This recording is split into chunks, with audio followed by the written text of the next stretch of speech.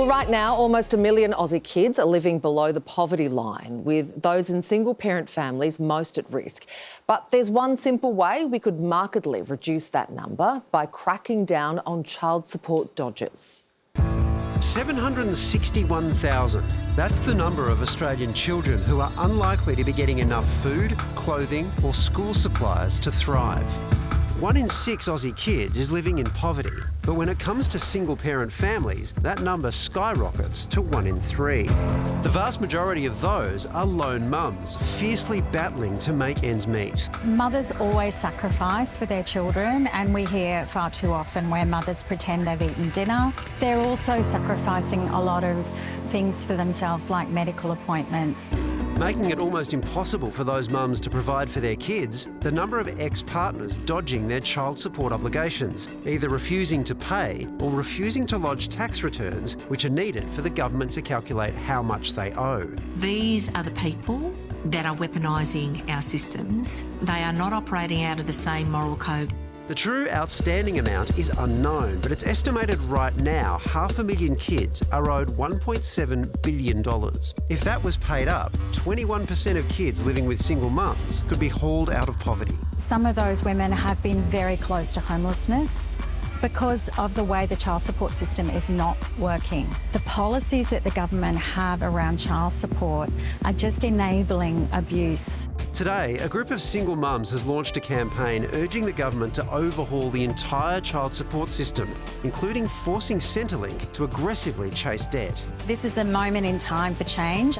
We need to stop any opportunity for coercive control, and we don't want to see more children going without the absolute basics in life.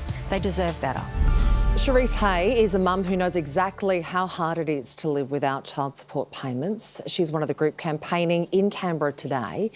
Charisse, how much do you think your 2 kids are owed? Oh, look, I wouldn't know, unfortunately, because my ex-partner hasn't filed a tax return in 14 years. Have you received any money from him at all? Well, I have. What happens is when non-lodgement occurs is there's a provisional rate that is calculated. So it's typically quite small. It's a minimised amount. So we're talking I think I received like $3.20 for 2 children for about 8 years. So that's a thing. In fact, there's some new research that's just been done that, it's about $8 a week currently that some people on a provisional wage receive. $3.20, what does that buy a couple of kids? Not much. It barely pays for their toilet paper. And it's really, it's not good. It means that the kids have to miss out on lots of stuff that us other Australian kids get, and it's quite isolating. It's very isolating. It's silent, so it's invisible, and nobody knows that it's happening. What sorts of things have your kids had to go without? What have you had to say no to? Well, they've seen the disparity of me abandoning shopping trolleys at Woolies while their father lives quite a luxurious lifestyle.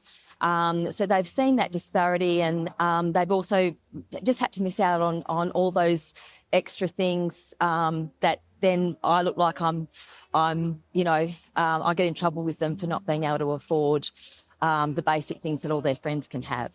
Sounds like such a tough situation, Charisse, but just broadly though, because obviously there are patterns across society of this sort of thing happening.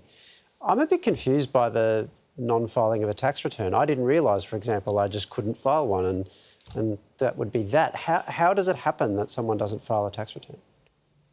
Well, this is it, right? And I think that I've felt like people think that I'm lying when I say that because I didn't think it would be a thing either. And there's actually a website that you can Google that gives you a blow-by-blow instruction on how to minimise your child support payments. And this is what needs to be addressed so that our Australian kids cannot live in poverty. And the single mums that have come along with me, we're trying to find out how are these loopholes happening, what can be done about it, and how can we get the money to those kids that really need that money, and how can we make parents that don't show financial integrity accountable. I mean, because at the end of the day, it's the kids that are hurt by all of this. It's the kids. Yeah. Hopefully we find a solution soon, Charisse. Thank you. Thank you.